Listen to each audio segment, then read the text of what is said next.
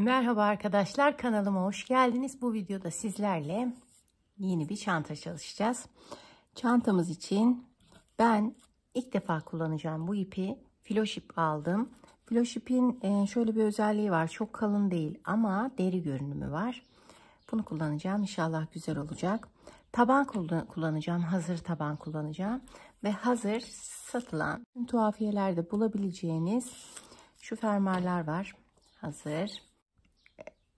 Tokalar aldım, henüz elime geçmedi ama o tokaları da kullanacağım. Kapaklı bir çanta düşünüyorum. Eğer malzemelerimiz hazırsa, eğer yapmak istiyorsak hiç vakit kaybetmeden başlayalım. Şimdi tabanımızla başlıyoruz ilk önce. Tabanımızın düz tarafı bu, dış tarafta olacak. Onun için böyle tutuyoruz. Tığımızı da göstereyim. Bu arada 4 numara tığ kullanıyorum. Tersi dış tarafta bakacak ve yandan başlayacağız arkadaşlar. Şimdi her göze 2 kere batacağız arkadaşlar. Önce şunu sabitleyelim.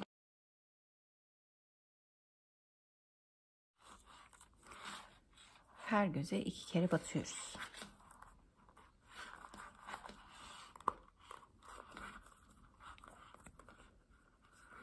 Bakın dış tarafı bize bakacak.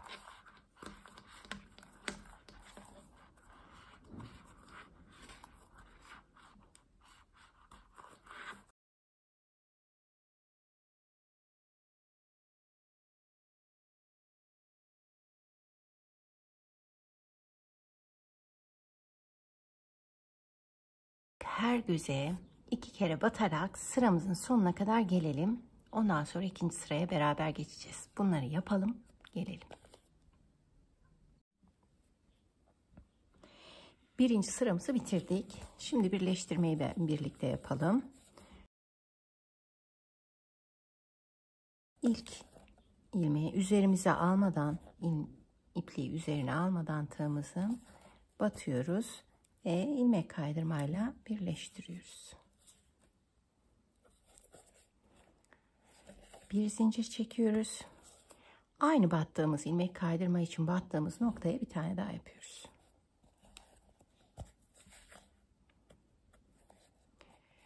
Şimdi her göze birer tane batarak ikinci sıramızı da tamamlayacağız. Her göze birer tane batarak.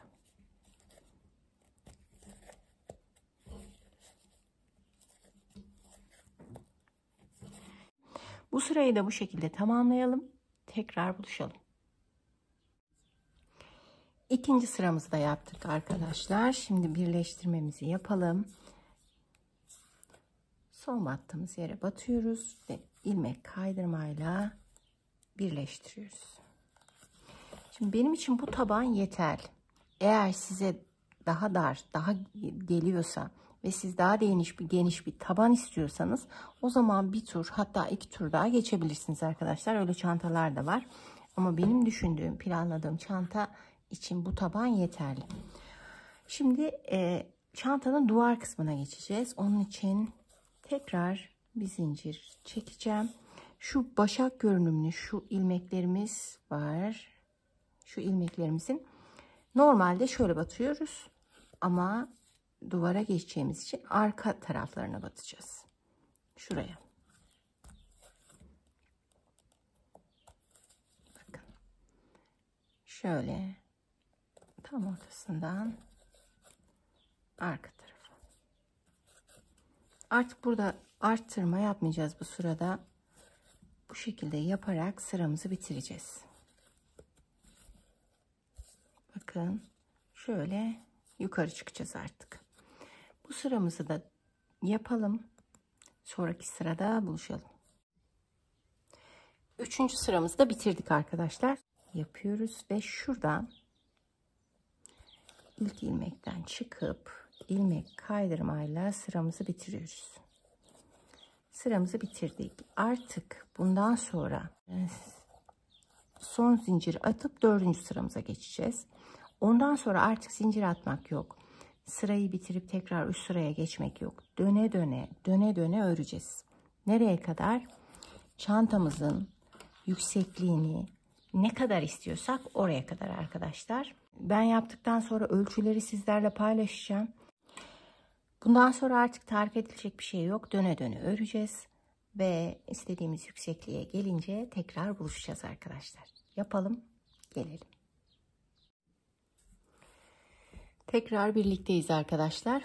Şimdi normalde çantaların arka tarafında bir iç cep olur. Fermuar olur burada. Biz onu uygulayacağız. Örgü çantalarda çok fazla yapan arkadaşlar yok ama biz bu çantada bu uygulamayı yapacağız. Fermuarımı belirledim. Çantayı iyice şöyle getirdim.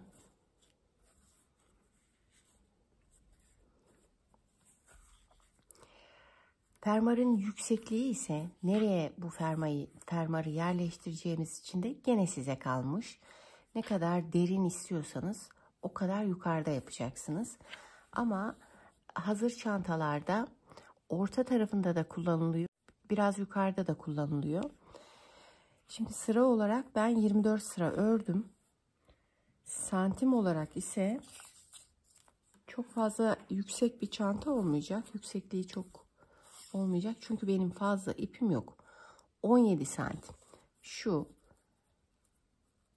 duvar kısmına geçiş yaptığım yerden 17 santim tam. Daha sonra şöyle çantamı tam tabanı da göz ardı etmeden şöyle ikiye böldüm.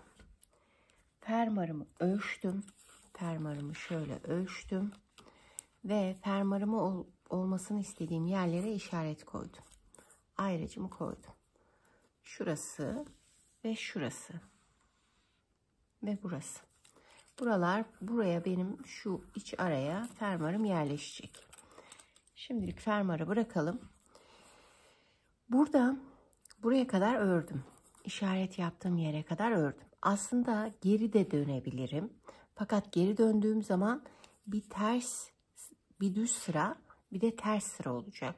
Ve işlemim bittiği zaman, çantam bittiği zaman şurada bir sıra ters sıra göze batacak. Onun için burada ipimi koparıyorum. Burada ipimi kesiyorum.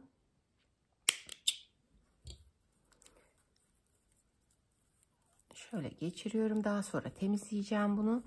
Ve buradan başlıyorum. Şuradan. Tekrar örmeye başlıyorum.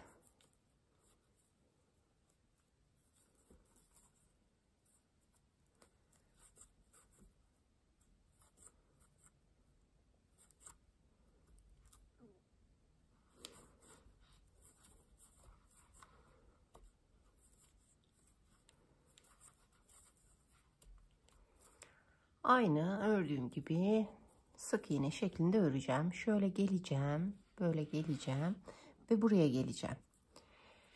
Şimdi burada 2 sıra oluştu. Döne döne ördüğümüz için burada bir sıra oluştu biliyorsunuz. Ondan sonra tekrar burada ipimi keseceğim. Tekrar buradan başlayıp tekrar çepeçevre geleceğim. Şimdi birinci sırayı yaptık arkadaşlar. Buraya kadar geldik. İpimizi kopardık. Şuradan başladık ve tekrar döndük. Tekrar buraya geldik. Bakın burada 2 tane sıra oluştu. Burada da tek sıra oluştu. Şimdi ne yapacağız? Şu aradaki ilmeklerimizi sayacağız. İşaret koyduğumuz fermuarın yuvasının olan ilmekleri sayacağız. Benim 24 ilmeğim var. Ve ipimi koparmıştım biliyorsunuz. 24 tane zincir çekeceğim. 1 2 3 4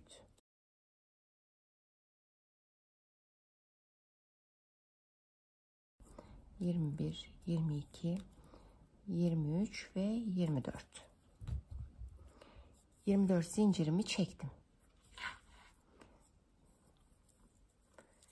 Şimdi buradan devam ediyorum.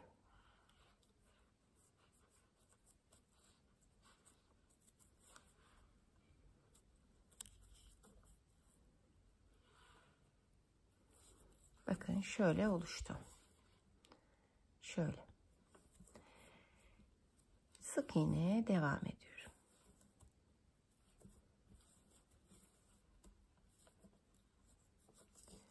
Şimdi burada da 2 tane sıra, burada da 2 tane sıra oluştu.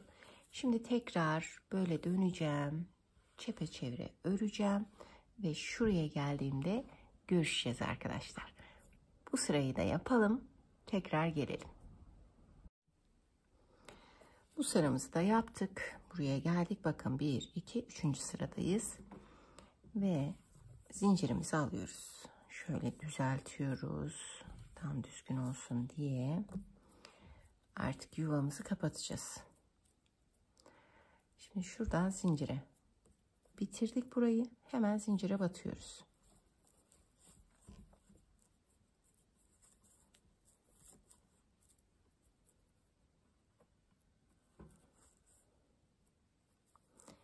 Bir, iki, üç,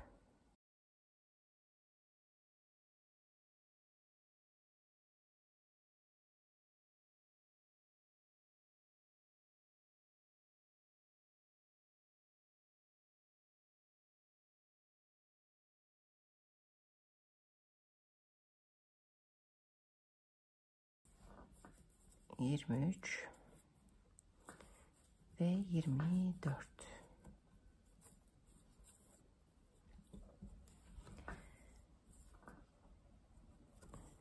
Bakın fermuarımızı oluşturacağımız yuvamız hazır.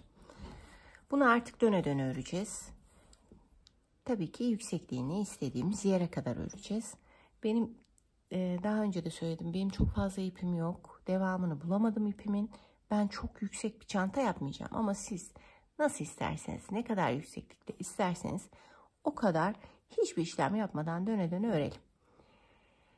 Çantamızın bu yüksekliğini bitirelim. Tekrar gelelim. Tekrar birlikteyiz arkadaşlar. Şimdi neler yaptık? Aslında çantamızın yüksekliği bu kadar. Ölçüleri vereyim. Şu döndüğümüz yerden 2, 4, 6, 8, 10, 12, 14, 16, 18, 20, 22, 24, 26, 28, 30, 32 sıra yaptık. Santim olarak da verelim.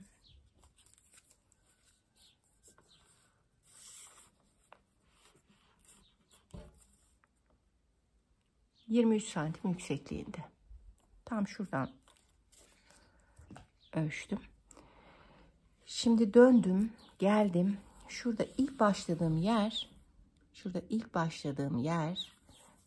benim dönüş noktalarım. Oraya kadar ördüm. Oraya kadar ördükten sonra şöyle ilmek kaydırmayla 2-3 ilmek ördüm ve ipimi kestim. Daha sonra fermuara hazırladığımız yuvaya fermuarı güzelce yerleştirdim ve toplu iğnelerle sabitledim arkadaşlar. Şimdi benim elimde bir tane daha önceden aldığım hayal iplik var. Hayal iplikle dikebilirsiniz. Alternatifleri sayıyorum. Hayal iplikle dikebilirsiniz. Boncuklar için kullanılan misina ipiyle dikebilirsiniz. Hiçbir şey yoksa normal siyah iplikle dikebilirsiniz ama dikemeyeceğiniz tek ip çantanın kendi ipi arkadaşlar. Çünkü kalın bir ip, dikmeye kalksanız fermuardan geçmez.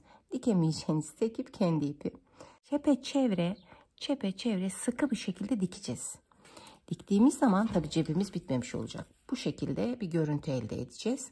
Ondan sonra ayrı bir parça örüp burayı da kapatacağız. Ve cebimiz de bitmiş olacak. Şöyle dikelim.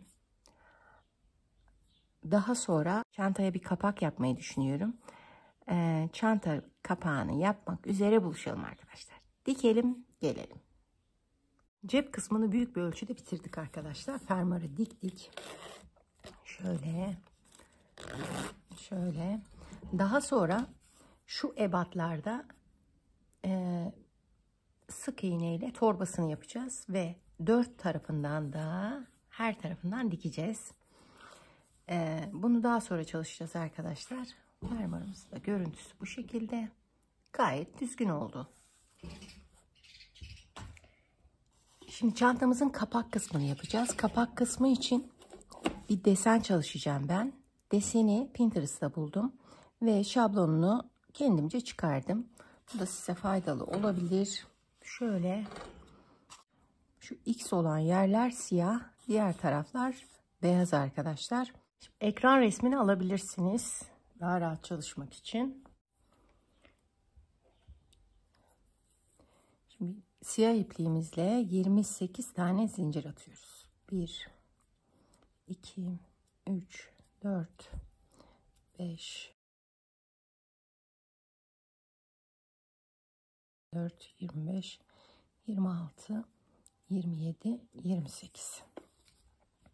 Zincirleri biraz gevşek atalım ki, çünkü zincir kısmı sıkı atarsak büzdürür.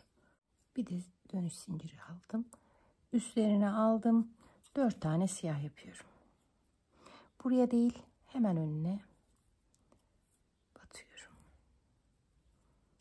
İkili trabzan yapıyorum. 1, 2,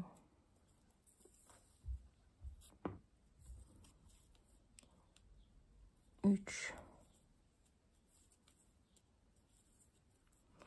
ve 4. Şimdi bir dördüncü trabzanımı yaparken birinciden geçireceğim. Son ilmekte geçirmeyeceğim arkadaşlar. Son ilmekte beyaz ipimi dahil edeceğim. Şöyle uzun bir şekilde hemen geçişimi yaptım. Geçişim böyle daha güzel olacak. Ne yapıyoruz? 7 tane beyaz yapıyoruz. Aradan da siyahı geçiriyoruz. Yürütüyoruz. 1, 2, 3, 4, 5, 6,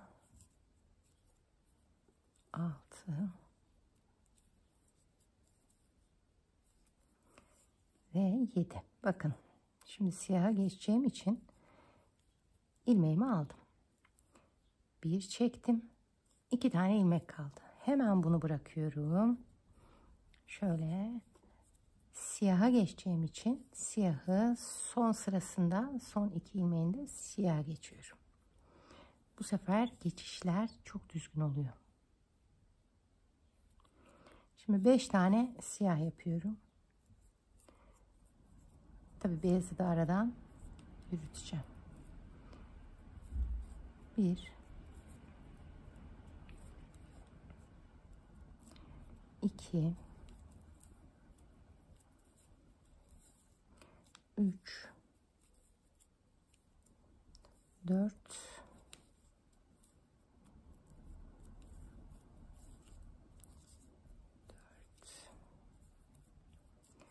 5. Bakın, sonra beyaza geçeceğim için şöyle üzerine aldım. Battım.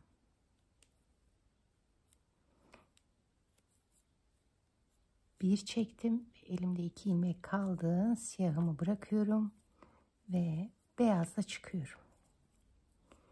Şimdi 7 tane beyazla trabzanımı yapacağım. Ama aradan siyahımı yürüteceğim. 1, 2, 3, 4,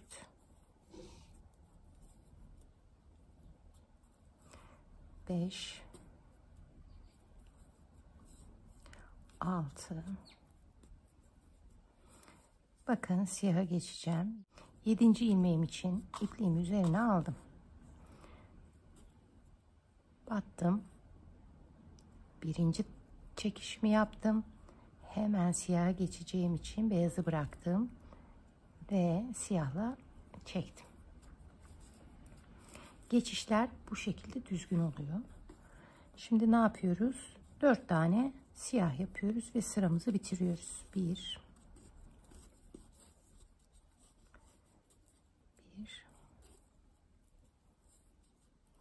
2,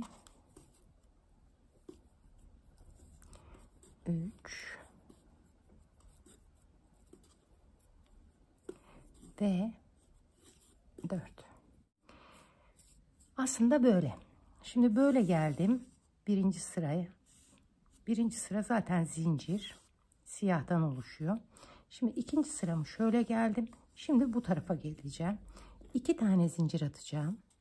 1, 2 ve dönüyorum. Döndüm. Şimdi 3. sıradayım. Bakın şöyle geliyorum. 3 tane siyah yapıyorum. 2 tane zincirimi attım, üzerine aldım. Bakın 1, hemen buraya battım. 1,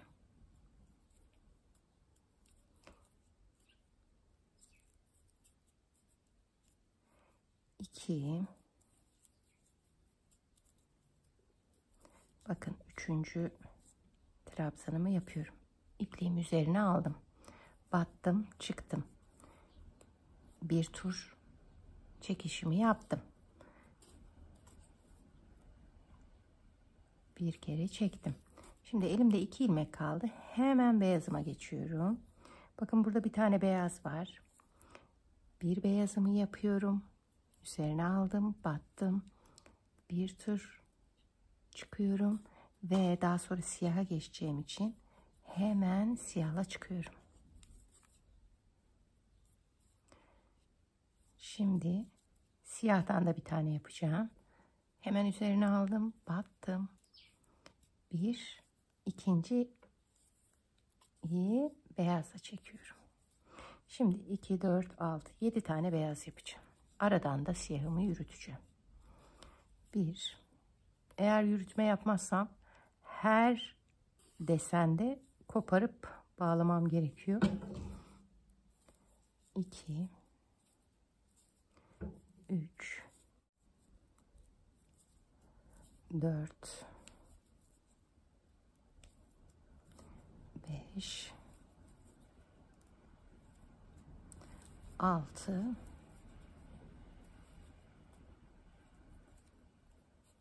bakın 7. ilmeğimi üzerine aldım, battım, bir tur çektim. Daha sonra elimde 2 ilmek var. Siyaha geçişimi şu şekilde yapıyorum. Şimdi 3 tane siyah yapıyorum. 1,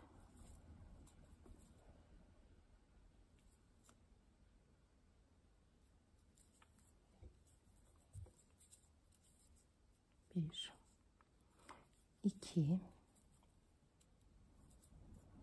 ve 3. Şimdi beyaza geçeceğim. Battım. Bir tur çektim ve beyazıma geçtim. Şimdi neredeyim? Bir tane beyaz yapacağım. Bakın, bir tane beyaz yaptım. Üzerine aldım. Battım. Bir tur çektim. Çünkü arkasından siyah yapacağım için hemen tek ilmek beyaz öreceğim. Tek ilmekte siyah öreceğim için hemen 2 ilmeğim kaldı. Siyaha geçişimi yaptım. Üzerine aldım. Battım. Bir, ikinci çekişimi beyaza geçeceğim için beyaza çekiyorum. Bakın şöyle bir geçiş oluşuyor. Ne yapacağım? 7 tane beyaz yapacağım. Aradan da siyahımı yürüteceğim. 1, 2, 3,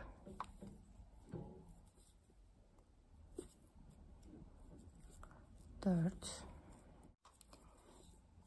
5, 6,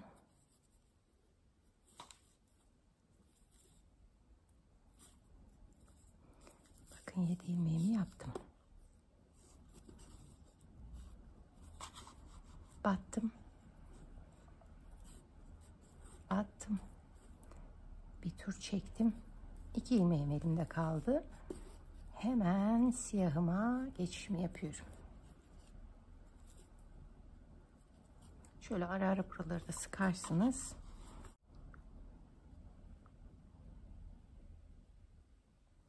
Şimdi 3 tane şurası, 3 tane siyahımı yapıyorum.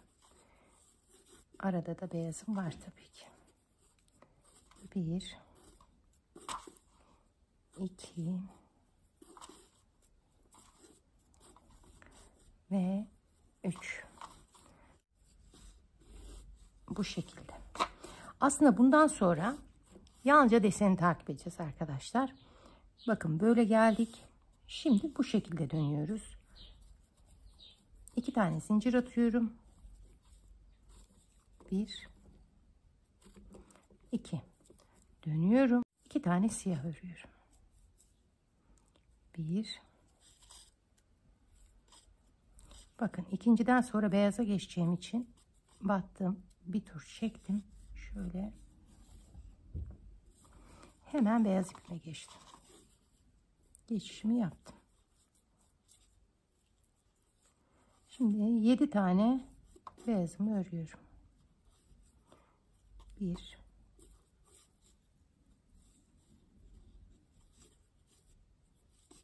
1 2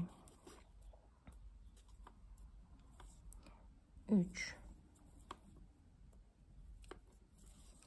4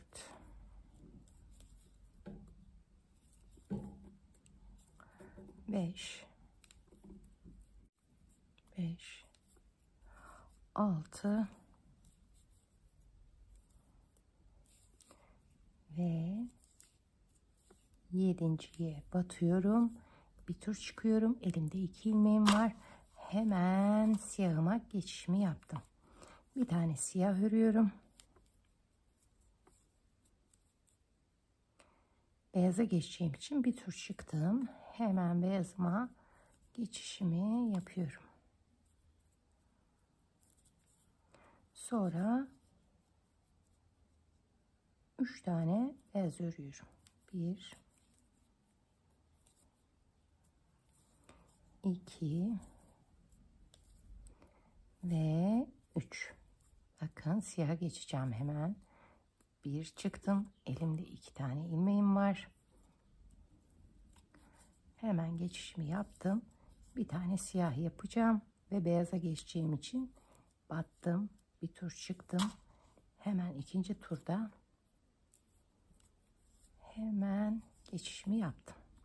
Daha sonra 7 tane beyazımı yapıyorum. Aradan siyah ipliğimi de yürütüyorum.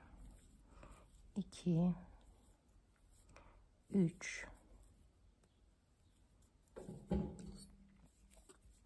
4 5 6 ve 7. Şimdi siyah geçeceğim. Bir tur çıktım. Hemen siyahıma geçtim. Bir tane siyahımı yaptım. Battım. Tek ilmek öreceğim için çıktım. 2 ilmeğim var. Hemen beyazıma geçtim. Şimdi kaç tane yapıyoruz? 3 tane beyaz yapıyoruz. 1 2 ve 3. Siyaha geçeceğim için bir tur çıktım. Hemen siyahıma geçtim. 2 siyah yaparak sıramı bitirdim. Bundan sonra yalnızca sıraları takip edeceğiz arkadaşlar. Başka bu desen kurmada başka hiçbir detay yok. Başka hiçbir detay yok. Bu şekilde yapacağız. Ve daha sonra da sık iğne ile şöyle kenarlarını daha düzleştireceğiz. Daha güzelleştireceğiz. Bunları yapalım. Tekrar gelelim. Son paylaşımda birlikteyiz arkadaşlar. Çantamız bitti. Sesimdeki heyecandan da anlaşıldığı gibi gerçekten de çok içime sindi. Çok güzel bir çanta oldu. Son ölçüleri sizlerle paylaşmak istiyorum. Ve yaptıklarımı da sizlere anlatmak istiyorum. Şimdi çantamızın eni 39-40 santim. Çantamızın yüksekliği ise son haliyle fermuarı da sayarsak 24 santim. 24 santim. Çantamızın kapağını da ölçelim.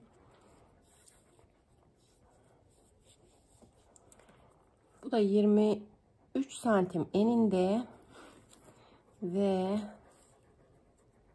23 santim de boyunda oldu. Yani bir kare oluşturmuşuz. Şimdi sizden ayrı neler yaptım? Bunu beraber yapmıştık biliyorsunuz. Bunun içini açalım, göstereyim. Şöyle bakın. Şöyle bir kare trabzanlardan oluşan 50 zincir attım.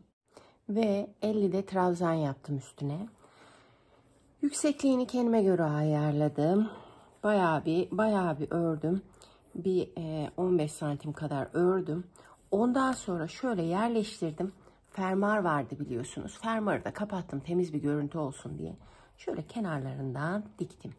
4 etrafından diktim. 4 tarafından dikince şöyle bir görüntü oluyor. Şöyle. Farklı iplikle diktiğimi fark etmişsinizdir. Şimdi çantamızın ipi kalın bir ip. Dolayısıyla kullanacağımız cepler çok fazla olduğundan ve her cebi kendi ipiyle yaparsak çantamız feci ağır olur. Yani ağır bir çanta kullanmak istemiyorsanız bu şekilde. Fakat benim için fark etmez diyorsanız da kendi ipinden yapabilirsiniz. Ayrıca başka bir sebebi daha var. Filoş iplikler ucuz bir iplik değil. Yani çantanın cebi için yalnızca iç tarafta olacak bölüm için. Bence filoş ipliği ziyan etmeyin. Ama gene de tercih size kalmış. Bunu bu şekilde yaptık. 4 etrafından. Yani şöyle yerleştirdik.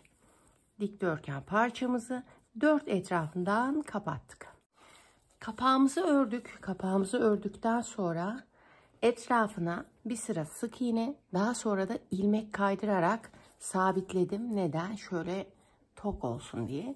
Çünkü her an böyle elimde olacak, kaldıracağım, indireceğim için bunlar onu sabitleyecek. Ondan sonra da bir ucundan bir ucuna şuraya ortaladım. Şu fermuarı da ortaladım. Diktim arkadaşlar. Misina ipliği kullandım gene dikerken. Çok sağlam oldu. Ve çok fazla da görünmüyor. Fermuarımızı da hiçbir şey yapmadan şöyle ortaladım. Koydum. Ve bayağı bakın diktim. Normal fermuar da kullanabilirsiniz arkadaşlar. O da fark etmez. Normal fermuarı da ister örersiniz etrafını. İlk önce ilk sırasını kaneviçe ipliği türünde bir iplikle. Daha sonra isterseniz kendi ipiyle de bir tur geçer ve dikişini de öyle yapabilirsiniz. Tabii ki ipim çok fazla olmadığı için ben ipimi tasarruflu kullanmak adına hazır askı kullandım. Hazır askılarda böyle dikiliyor.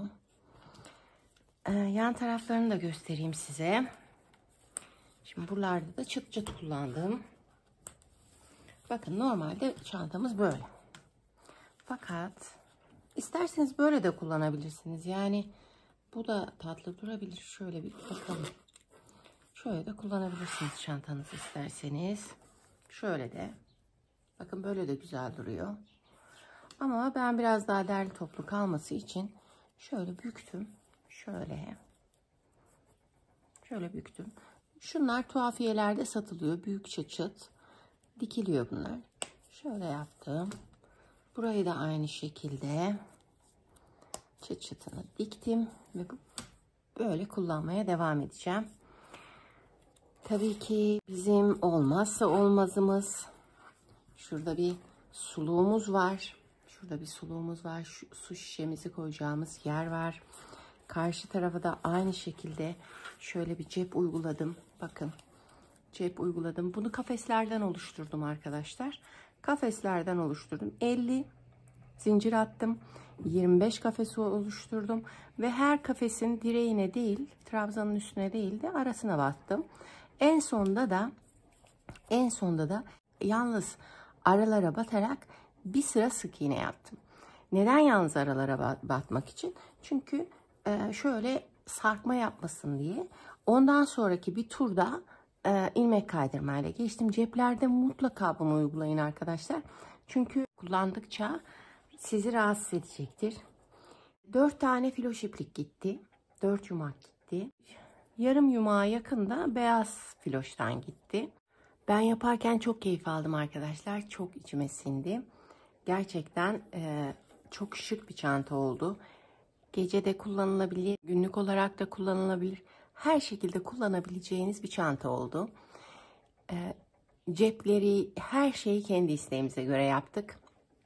Onun için böyle örgü bilmenin de bu avantajlarını sonuna kadar kullanıyoruz. Videomu beğendiyseniz beğenmeyi, eğer videolarımın devamını istiyorsanız abone olmayı unutmayın arkadaşlar. Güzel projelerde görüşmek üzere. Şimdilik hoşça kalın.